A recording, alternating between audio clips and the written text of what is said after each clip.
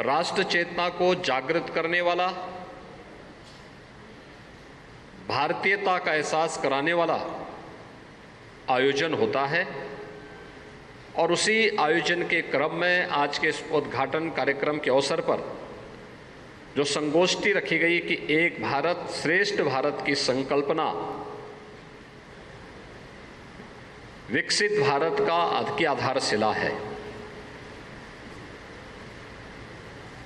हम सब जानते हैं एक भारत श्रेष्ठ भारत की संकल्पना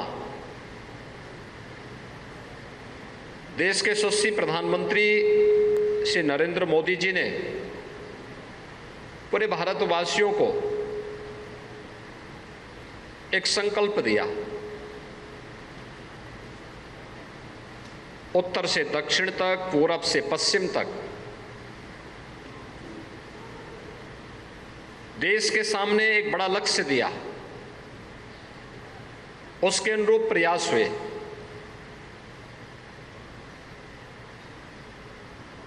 एक अभिभावक के रूप में एक परिवार का अभिभावक भी यही करता है कि अगर उसके 4 बच्चे हैं, जो मजबूत है उसको तो प्रोत्साहित करते हैं, लेकिन जो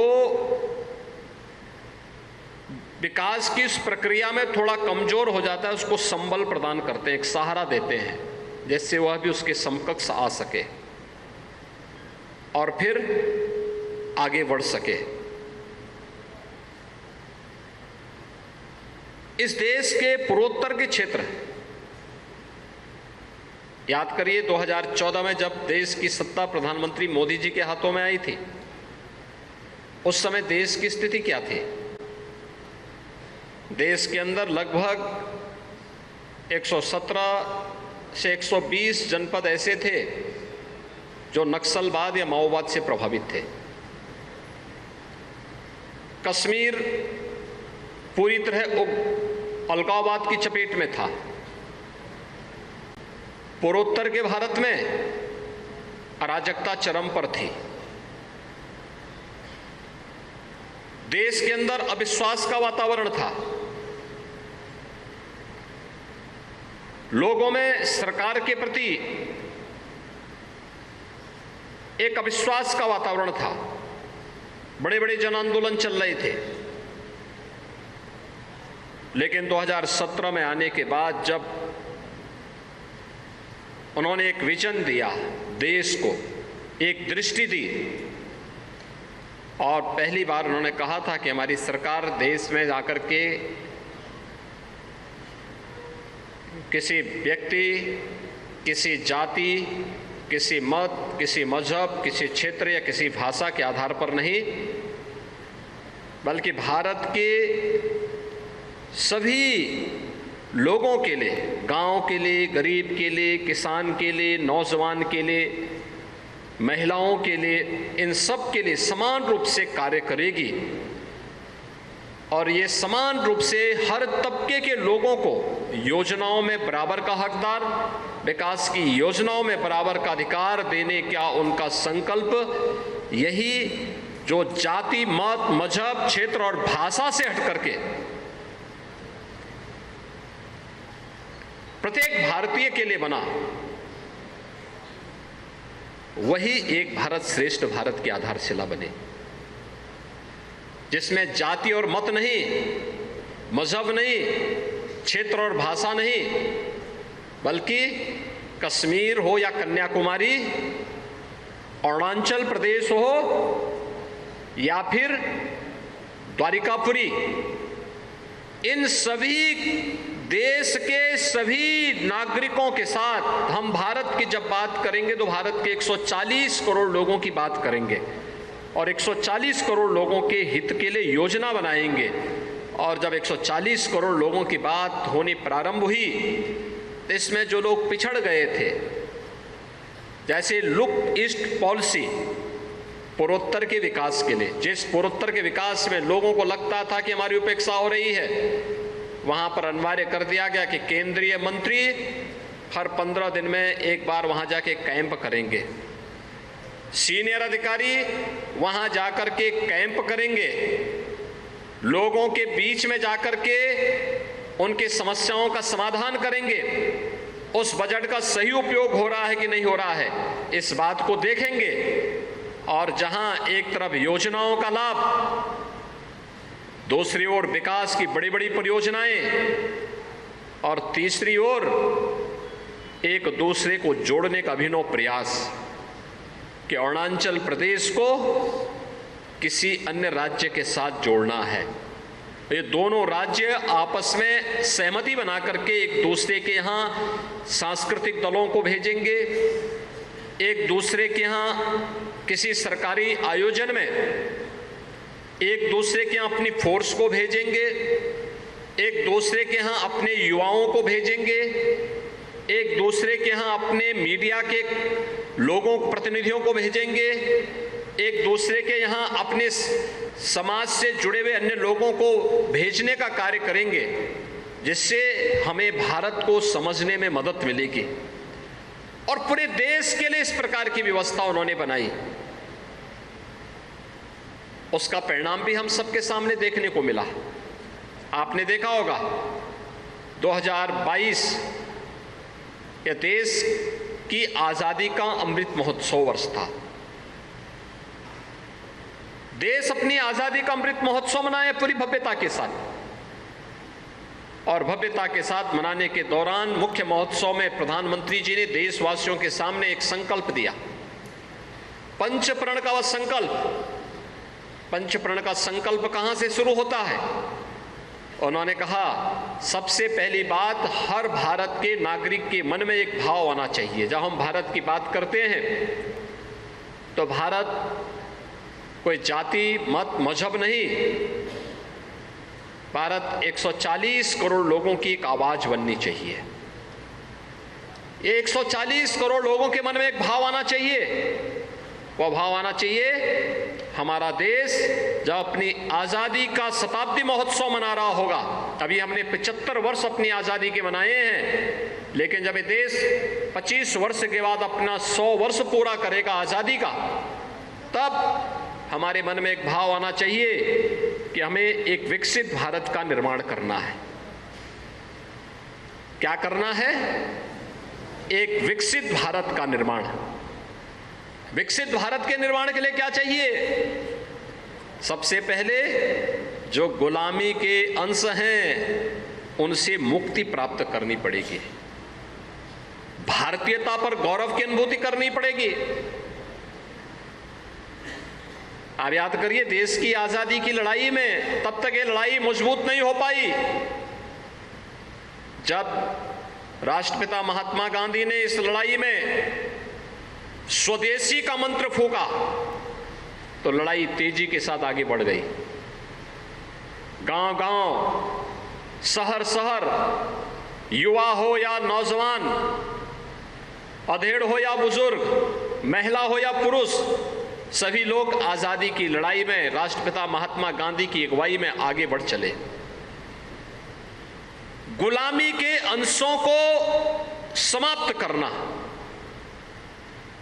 और तीसरा, एक तरफ गुलामी के अंशों को समाप्त करना है तो दूसरी ओर अपनी विरासत पर गौरव की अनुभूति भी करना।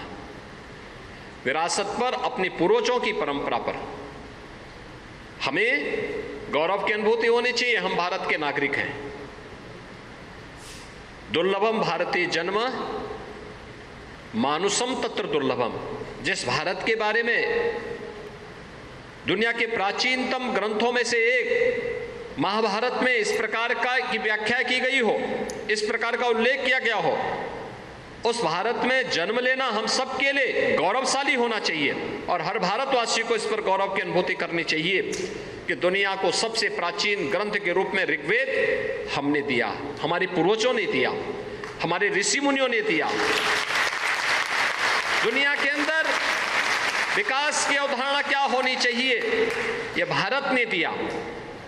इस पर हमें गौरव की अनुभूति करनी चाहिए। हमें अपने तीर्थों पर गौरव की अनुभूति करनी चाहिए। ये तीर्थ वास्तव में जिन्हें हम धर्मस्थल कहते हैं, ये केवल धर्मस्थल नहीं है, सामान्य भौतिक चक्षु से अगर हम देखेंगे तो हमारे लिए वो एक धार्मिक स्थल हो सकता है, लेकिन अगर आप विराट दृष्टिकोण से उसको देखने का प्रयास करेंगे, ज्ञान चक्षु खोल करके अगर आप उसको देखने का अवलोकन करेंगे, तो आपको लगेगा कि केवल ये मंदिर नहीं है, ये धाम नहीं है, बल्कि यह तो भारत की एकात्मता का आधार भी है। पूरा भारत इन मंदिरों में आता है, यहाँ से प्रेरणा प्राप्त करता है, यहाँ से प्रकाश प्राप्त करता है, एक नई दिशा प्राप्त करता है। कौन ऐसा भारतीय होगा जो बद्रीनाथ और केदारनाथ का दर्शन नहीं करना चाहता होगा? कौन ऐसा भारतीय होगा जो जीवन में एक बार गंगा स्नान करने की इच्छा न रखता होगा?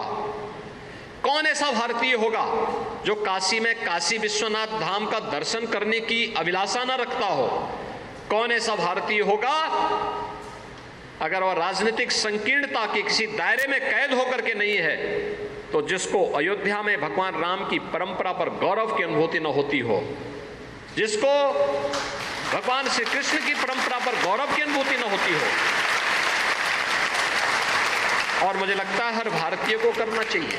कौन ऐसा भारतीय होगा जो देश के आजादी के नायकों के प्रति सम्मान का भाव न रखता हो?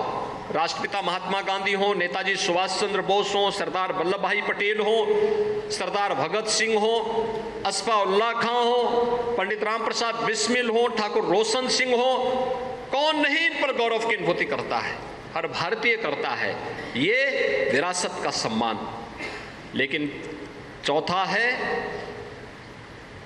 नागरिकों के साथ समान व्यवहार। हर नागरिक के साथ एक समान व्यवहार भी होना चाहिए, भेदभाव नहीं होना चाहिए। जाति के नाम पर, मत और मजहब के नाम पर, क्षेत्र और भाषा के आधार पर, अमीर और गरीब के नाम पर, जाति और लिंग के आधार पर कोई भेदभाव किसी के साथ न हो। और पांचवा है नागरिक कर्तव्य।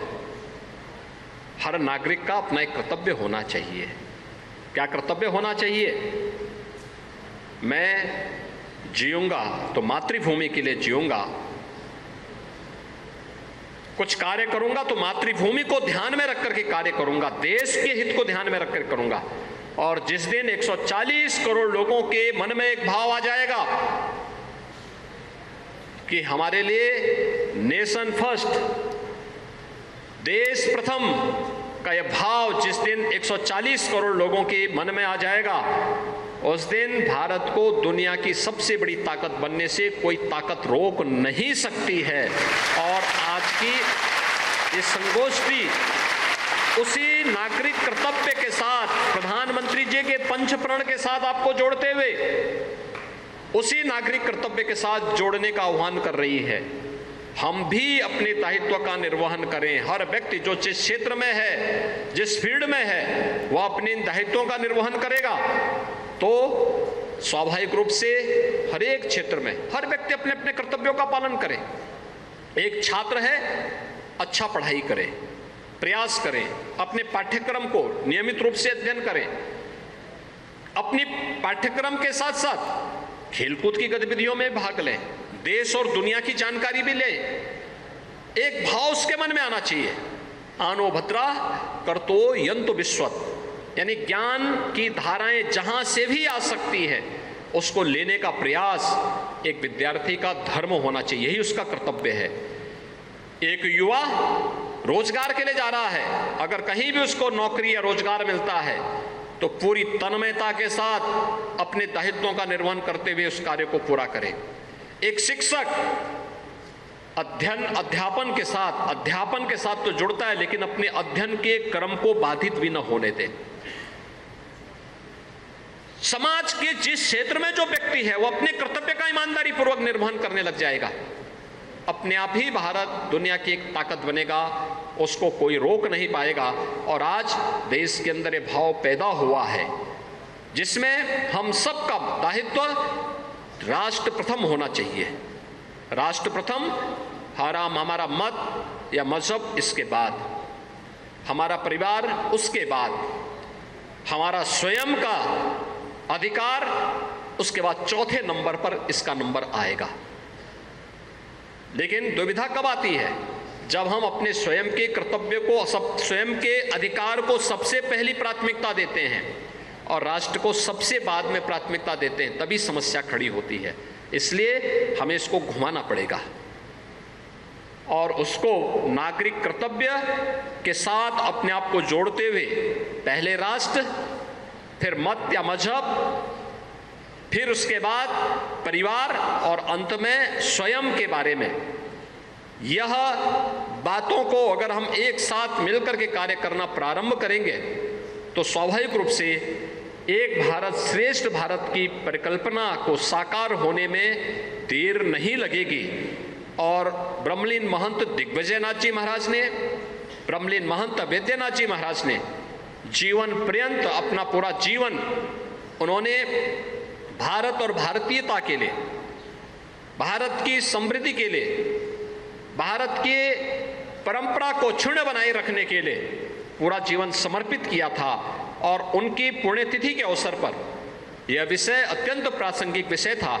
इस अवसर पर मैं आयोजन समिति की ओर को धन्यवाद देता हूं और युग पुरुष ब्रह्मलीन महंत दिग्विजयनाथ जी महाराज को, ब्रह्मलीन महंत वैद्यनाथ जी महाराज को उनकी पुण्यतिथि के अवसर पर विनम्र श्रद्धांजलि अर्पित करते हुए, उनकी स्मृतियों को नमन करते हुए श्रद्धांजलि अर्पित करता हूं और विश्वास व्यक्त करता हूं हम सब प्रधानमंत्री मोदी जी के पंच प्रण के संकल्प के साथ जुड़ करके विकसित भारत की, एक भारत श्रेष्ठ भारत के पथ का अनुसरण करते हुए 2047 के उनके संकल्प के साथ हर नागरिक जुड़ेगा, इस विश्वास के साथ इस पूरे आयोजन के प्रति अपनी शुभकामनाएं देता हूं। धन्यवाद। जय हिंद।